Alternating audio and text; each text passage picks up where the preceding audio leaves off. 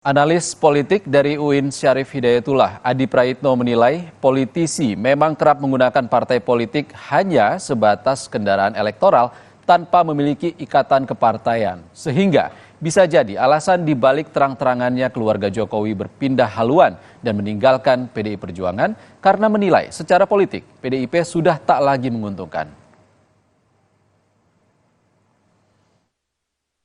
Memang pikiran politisi kita itu kan rata-rata menganggap politik berdasarkan untung dan rugi.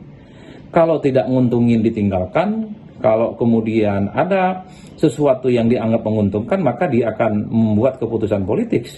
Mungkin bagi Gibran Rakabuming Raka, mungkin bagi Bobi Nasution dan seterusnya, PDIP sudah tidak terlampau menguntungkan bagi mereka, makanya ditinggalkan dan mencari tempat yang lain yang mungkin menurut mereka jauh lebih memberikan prospek, entah itu apa prospek politiknya.